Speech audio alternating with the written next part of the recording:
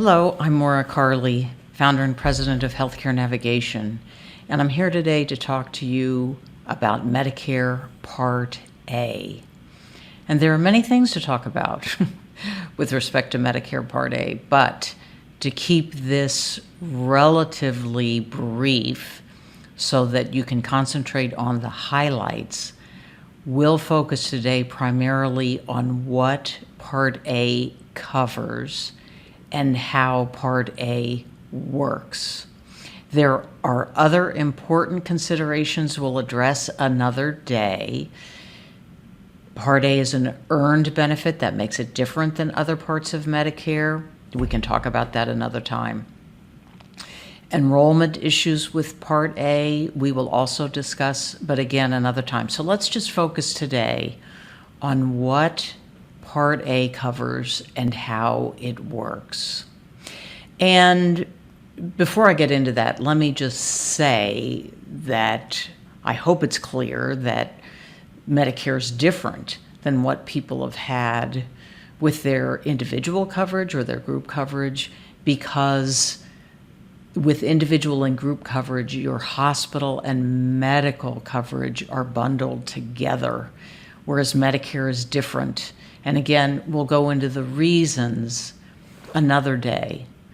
But Medicare Part A covers largely inpatient facility services, hospital and skilled nursing, and it can also cover home health services and also hospice services.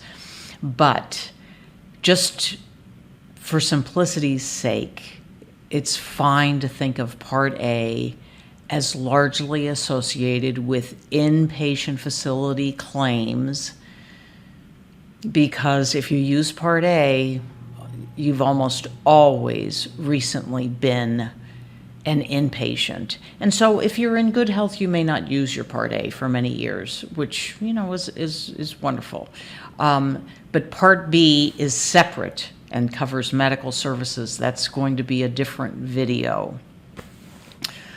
So let's talk about how Part A works, because that's very different than what people are used to before they get on to Part A. And many people don't understand that the Affordable Care Act required Affordable Care Act plans to have unlimited hospitalization. So that was a major change from the past, and most individual and group plans are Affordable Care Act compliant now.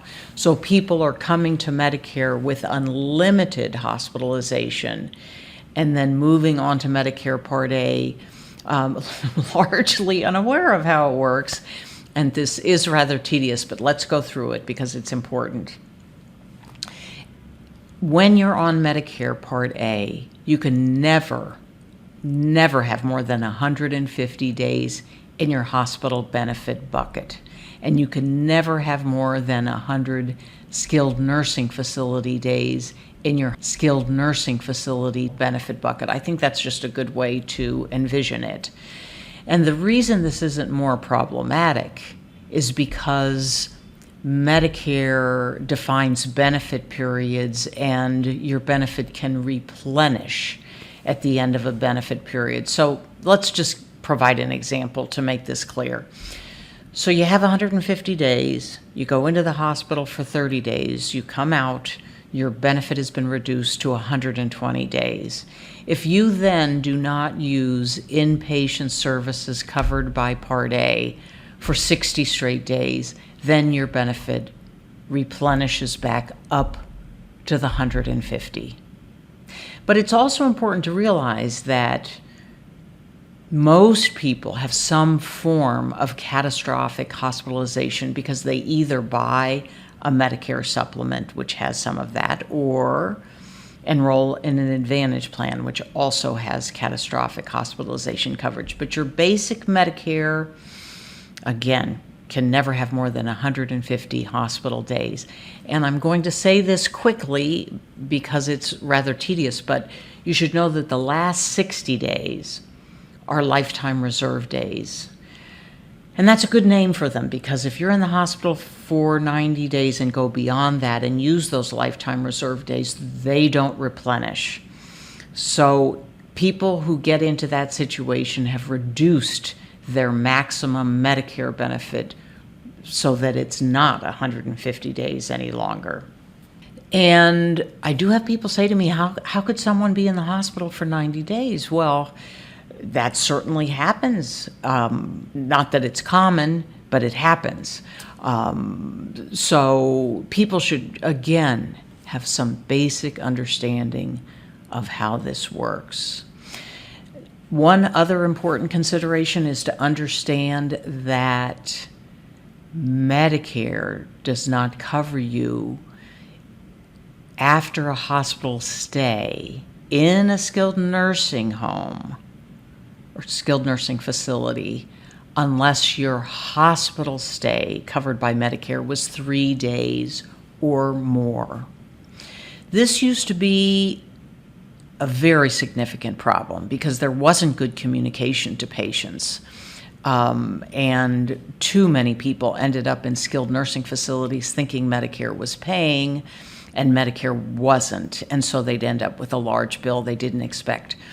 And the government, well, let's just say that that's a problem that's been addressed, and we have not seen an issue with this for a while now, because the communication is the responsibility of both the hospital and the nursing home to make patients aware. So I think we've hit the highlights of what Medicare Part A covers and how it works.